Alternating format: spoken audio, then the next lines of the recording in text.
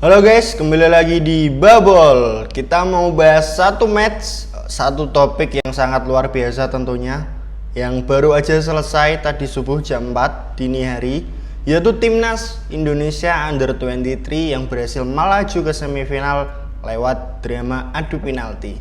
Sepanjang match kita disuguhkan dengan permainan yang berbeda dari babak pertama, babak kedua, extra time sampai dengan adu penalti. Dan gue yakin kalian yang menonton pastinya juga sama seperti gue, agak deg-degan, senam jantung, dan ketika timnas sudah berhasil lolos memastikan tempat di semifinal, gila, badan itu rasanya kayak agak merinding gitu loh, mata berkaca-kaca, nggak tahu bagaimana rasanya. Kita sangat bahagia, sangat senang, sangat happy tentunya untuk permainan timnas dan apa yang dibuktikan di lapangan. Dengan hasil kita bersama STY berhasil melaju ke semifinal AFC Under-23. Ini merupakan sejarah pengalaman yang pertama tentunya, dimana kita adalah tim debutan yang sangat di underestimate. Di sebelum kick off AFC, Sintayong juga memasang target tinggi, yaitu dengan 4 besar dengan peluang untuk lolos ke Olimpiade 2024 di Paris itu sangat besar. Dan dia membuktikan dari sepanjang match, dari group stage, dari match pertama, kedua sampai dengan ketiga, bahkan ketika match melawan Korea tadi malam, kita menunjukkan permainan yang sangat berbeda, dimana kita bisa improve dan progresnya itu naik dari match pertama, kedua sampai dengan ketiga. Namun tadi malam meskipun nggak bermain begitu bagus, yang agak gue sesalkan itu adalah di babak kedua, dimana permainan dari babak pertama itu tidak diteruskan di babak kedua. Dan ketika memasuki 20-15 menit terakhir babak kedua, pemain kita sudah drop, beberapa pemain kehilangan fokus sehingga organisasi di lini tengah dan juga lini belakang tidak sesolid seperti babak pertama, sehingga lahirlah itu gol penyama kedudukan dari Korsel. Oke, kita ke line up dulu. Timnas bermain seperti biasa 3-4-3 dengan komposisi yang agak berbeda, yaitu di lini belakang, yaitu di sisi kanan di mana Ferrari, Rido dan juga Hapner 3 di belakang. Sementara di kanan yang diturunkan sebagai starter kali ini adalah Ilham Rio Fahmi. Di match melawan Yordania yang menjadi starter adalah Fajar Fatur Rahman. Namun Sintayong memberikan pandangan yang berbeda, yang gua rasa sebenarnya kemarin Fajar ketika melawan Yordania itu bermain cukup bagus. Namun sayang dari sisi defense-nya dia itu tidak terlalu bagus, begitupun Ferrari. Di belakang yang starter di posisi kanan itu Komang, bukan Ferrari. Ferrari masuk babak kedua. Sementara di tengah, setelah sempat Nathan Chow Aon kemarin balik ke SC Heerenveen, namun ternyata dia bisa balik kembali dan tadi malam bermain untuk timnas dengan komposisi pemain tengah seperti biasa, yaitu Yener dan juga Nathan Chow Aon. Di flank kiri ada Rahan, 3 di depan seperti biasa, strike Marcelino dan juga Witan. Kita masuk ke pertandingan. Oke, pertandingan berjalan di menit-menit awal, kedua tim terlihat sangat berhati-hati. Namun Korsel sempat mendapatkan gol 1-0, tapi beruntung untuk kita golnya itu dianulir oleh wasit karena offset. Setelah itu timnas kita improve pelan-pelan, passing, build up dari belakang, bangun serangan, dan kita mendapatkan gol dari Rafael Struijk. Itu kan sedikit counter attack dengan 3 pemain ya kalau nggak salah. Terus siapa itu berusaha shooting, namun mundur pemain Korea Selatan, bola jatuh di kaki Struijk. Dia tidak passing, tidak gocek, dia hanya kontrol dan dia langsung sekali shoot. Dan golnya itu sangat keren, men. Itu benar-benar bolanya itu melintir ke pojok. Jarang banget kita melihat Struijk bermain seperti tadi malam, dan dia mencetak 2 gol. Namun setelah gol pertama, ya kelihatan sekali timnas kita tidak terlalu mengambil resiko dengan memainkan highline defense, namun lebih cenderung memegang bertahan di lini sendiri ketika Korea Selatan membawa bola. Begitupun sebaliknya, ketika Korea Selatan membawa bola, mereka menguasai, mencoba membangun dari belakang tengah sampai ke depan.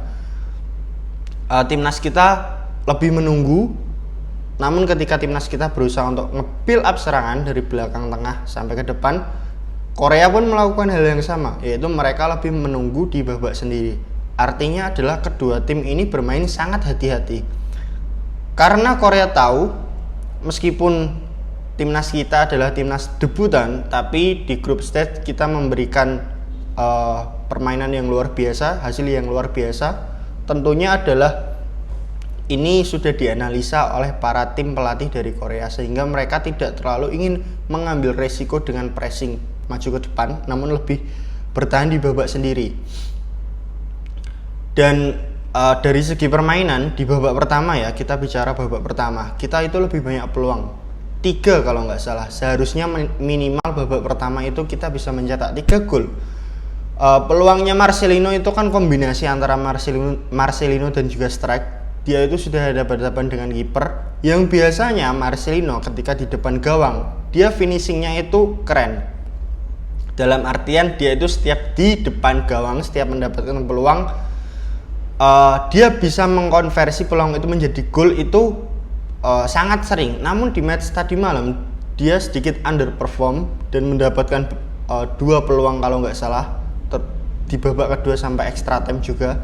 Namun yaitu sayang sekali finishingnya jelek ya, terutama di babak pertama ketika melakukan kombinasi dengan Rafael Struijk. Kalau itu gol kan seharusnya at least babak pertama kita mendapat 3 gol, sementara Korea pun nggak mendapat banyak peluang. Gol mereka itu adalah gol deflect heading yang mengenai Komang dan jatuhnya itu di posisi kakinya Hernando. Seharusnya bola seperti itu tidak boleh lolos dari kiper, tapi sedikit deflect dan dia agak sedikit kaget sehingga bolanya lepas dan akhirnya gol 1-1 waktu itu.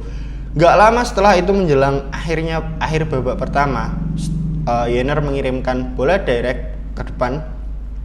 Strike ada di sana dan dia diapit oleh 2 pemain Korsel.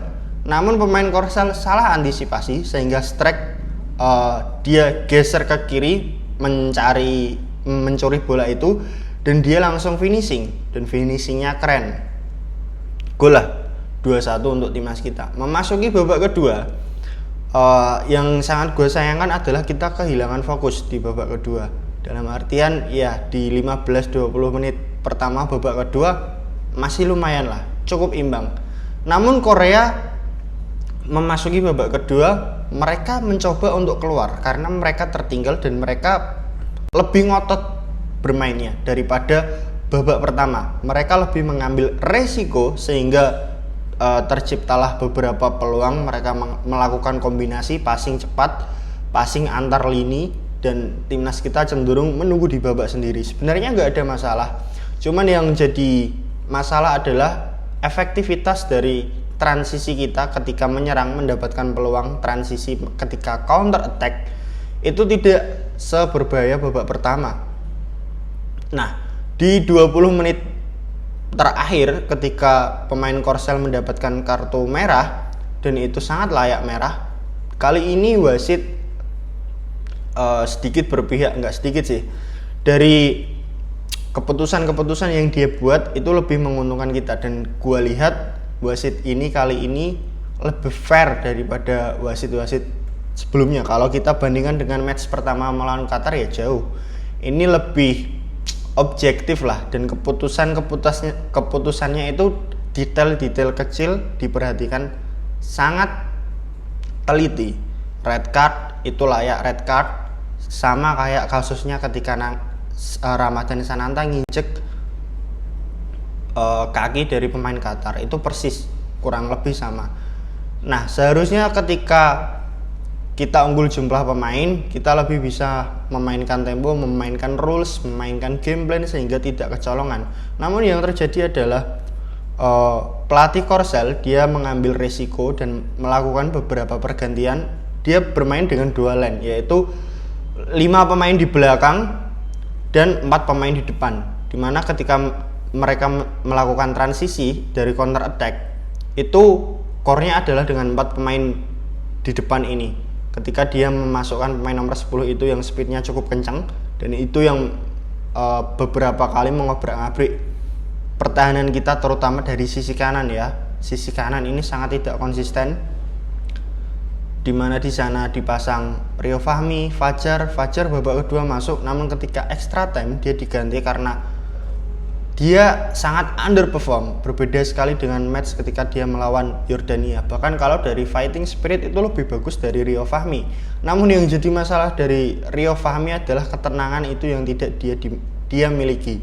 Fajar lebih tenang, tapi dari sisi defensif dia tidak se-ngeyel atau ngotot Rio Fahmi atas kerja yang dia miliki. Mungkin kalau dari sisi serangan dan juga pengambilan keputusan, Fajar Fatur Rahman lebih bagus sedikit dari Rio Fahmi. Yang akhirnya dia diganti di babak extra time dengan Kelly Schroyer yang akhirnya main. Dia posisi aslinya kan sebenarnya pemain depan, bisa main di wings, bisa main di false nine, sampai Sintayong mencoba Kelly Schroyer bermain di posisinya wingback kanan kita. Itu adalah artinya memang kelemahan kita di posisi tersebut.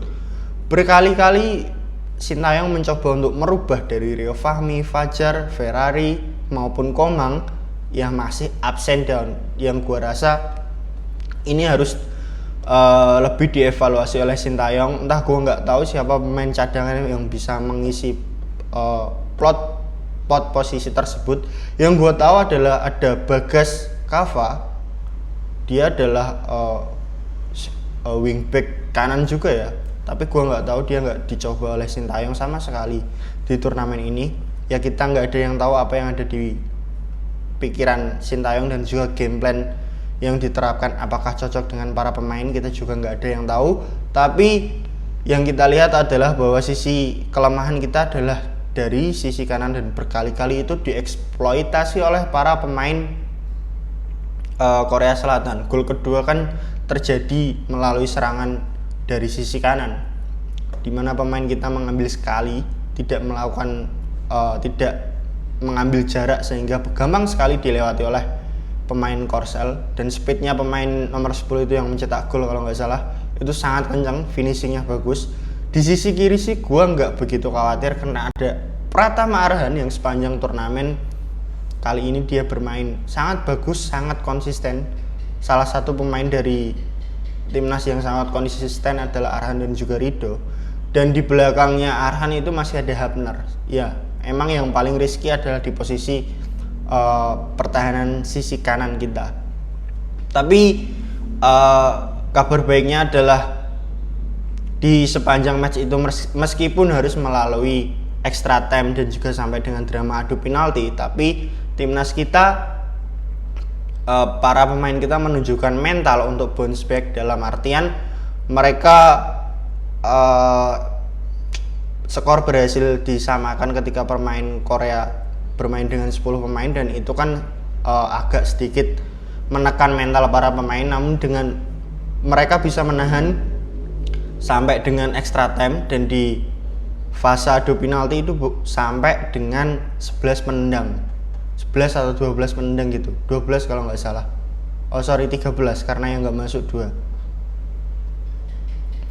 Nah, di situ para pemain kita menunjukkan mental bahwa dalam berada di dalam tekanan seperti adu penalti seperti tadi malam, itu kan pressure-nya sangat tinggi. Dan sampai dari match detik awal, babak pertama, babak kedua, extra time, bahkan sampai adu penalti, timnas kita itu memberikan perlawanan yang cukup berimbang yang gue bilang. Bahkan kita lebih bagus ketika bermain di babak pertama dengan pemain 11 lawan 11. Meskipun kita menang melalui adu penalti, dan ada sedikit keberuntungan, bahwa dalam sepak bola itu faktor keberuntungan itu pasti ada. Ketika Justin Hapner menendang bola di babak adu penalti, itu sempat nggak masuk bolanya, namun wasit melihat dengan detail, sangat-sangat detail. Gua rasa kita semua waktu Justin Hapner sudah tidak berhasil menendang penalti, pasti ya udahlah kita kalah.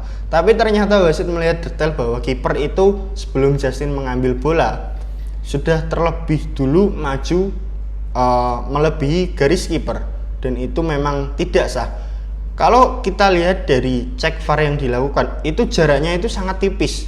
Namun detail tersebut yang menentukan match tadi malam. Seharusnya bisa diselesaikan oleh Arkan Fikri. Namun karena dia gagal, terjadilah itu sampai dengan penendang ke-12 dan akhirnya ditentukan oleh Pratama Arhan dan kita lolos ke semifinal. Sekali lagi kita digendong oleh Hernando, diselamatkan oleh Hernando dalam match tadi malam. Dia menciptakan 2 save dari penalti.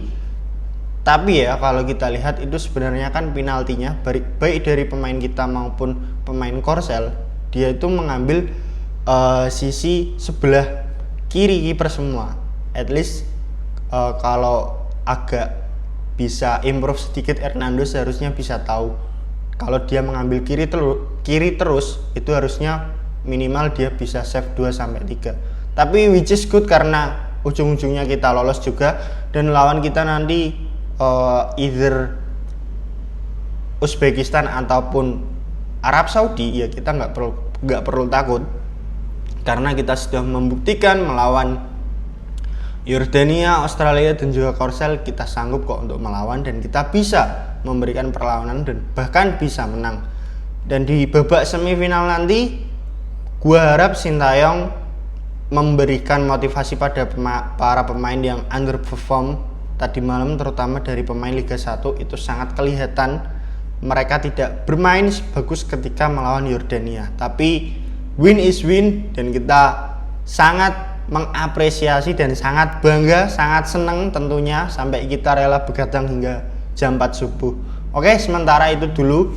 Kita akan menikmati nanti babak semifinal. Tentunya kita akan dukung terus timnas kita dengan Sintayong yang sudah mencatatkan banyak sekali sejarah untuk yang pertama kalinya untuk timnas kita, baik senior maupun junior.